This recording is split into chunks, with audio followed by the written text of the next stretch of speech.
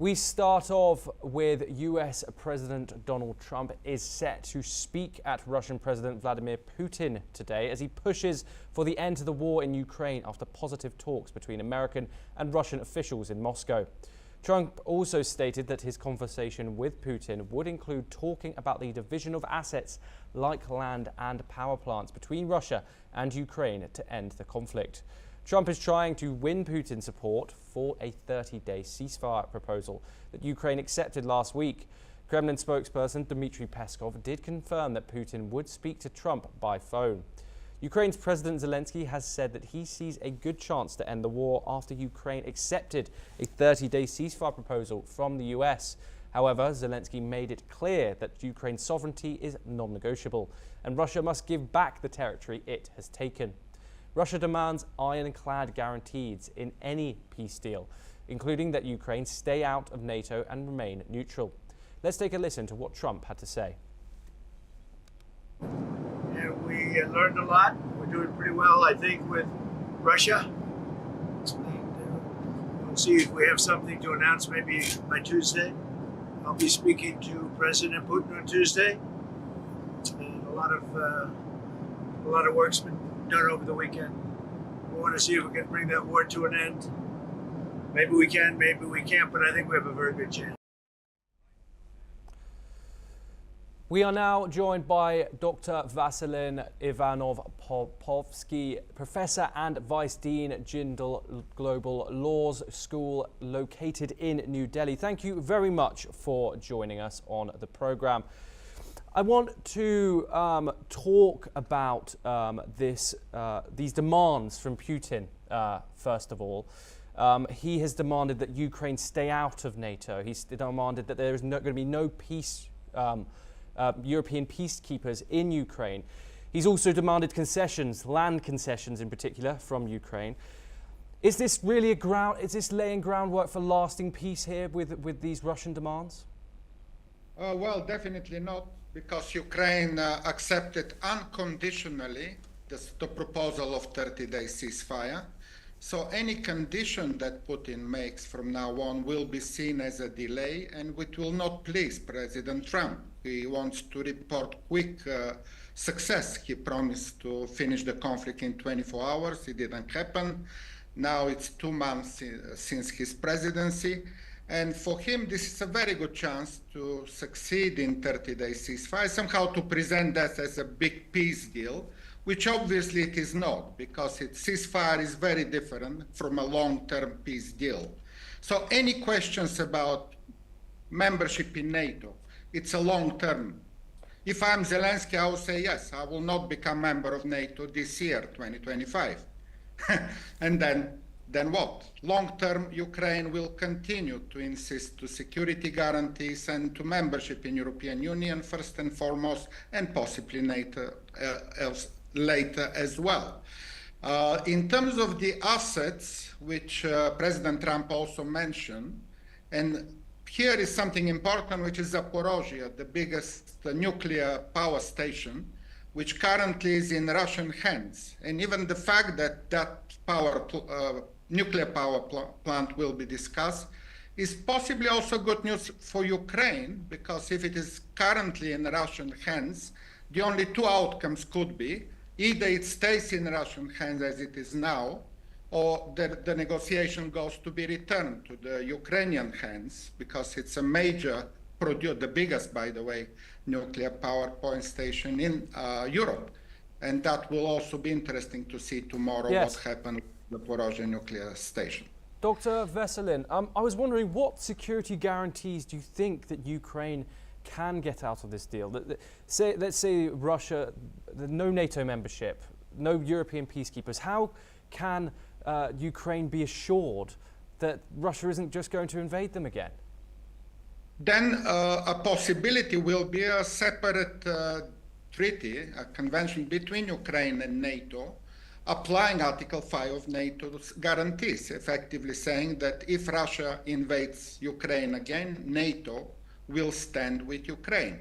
Well, they do stand with Ukraine already over the last 3 years by full political and diplomatic support, by supplying plenty of ammunition and weapons to Ukraine, by pressuring Russia with a lot of sanctions. So basically the security guarantee that Zelensky demanded are very similar to what already happened over the last 3 years.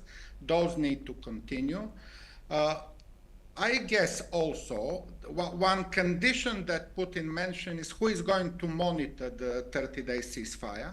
And here something which United States and Donald Trump can do is to offer the surveillance, the intelligence from the sky to monitor any shooting between the two sides to guarantee the ceasefire. Again, guarantee of ceasefire is different from long-term security guarantee for Ukraine.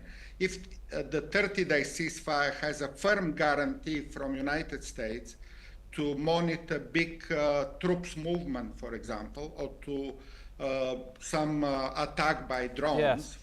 on another, those violations can be recorded, and definitely US can do a lot of monitoring on that. I wanted to now go into the kind of style that Trump has approached this. He is obviously these two, Trump and Putin, are going to be talking man to man over a direct conversation over the phone between these two adversaries. What do you make of this style? What do you make of the kind of Trump putting out things on his Truth social media directly after these very, very, very important things happen? What do you make of this kind of new style of diplomacy?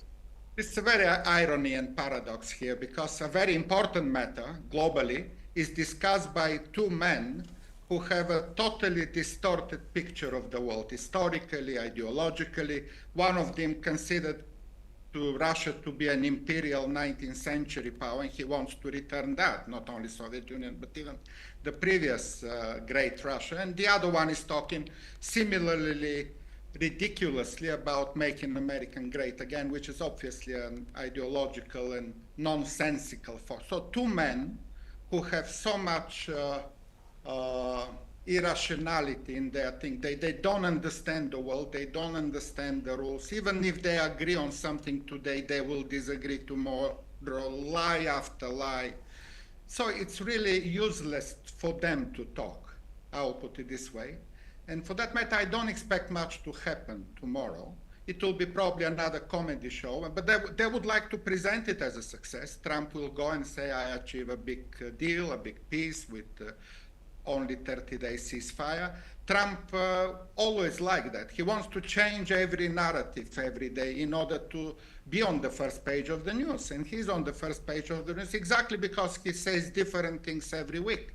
He changes his mind, he flies from one side to another side, and that creates his popularity because there is always a scandal behind everything he says. Half of these are complete lies, the other half are semi-lies. And on Putin, he cannot be trusted on anything. Even if those two tomorrow sign an agreement with their signature, that paper will mean nothing, zero. Because they don't keep their word, both of them. So here comes kind of the long-term peace should be negotiated with serious players, such as the European Union, such as Canada, Australia, Japan, all the coalition of the willing, which the British Prime Minister assembled in London 10 days ago. And there are a lot of follow-up in Europe as well on that front as well. Those kind of European, the European talks is what I want to focus on next. And finally, we saw this coalition of the willing conference that took place, hosted by the UK. What do you make of future European involvement in this? America said they would be open to Europe being involved in talks later down the line as talks advance. Do you see this happening? Well, yes, I think the coalition of the willing, the only actor in the world today that can help Ukraine and solve the problem with Russia. And it is strong. Even if you exclude United States from NATO, there are still 30 plus countries in not only those, we have also Japan, Australia, New Zealand, South Korea. There are plenty of countries in the world support. 95 in the last voting in the General Assembly supported Ukraine, and only 18 including United States and some of the allies of United States supporting Russia. So the global opinion is definitely on Ukraine, and the European Union and the coalition of the willing, adding those extra actors in Asia and Latin America, will obviously be the main negotiator of peace, exactly because of the unreliability of Trump. Trump will obviously put fanfares how big peacemaker he is, but every reasonable person in the world will understand that that's not the case. Thank you very much for joining us, Dr. Veselin Ivanov-Popovsky. We now move on to some more news.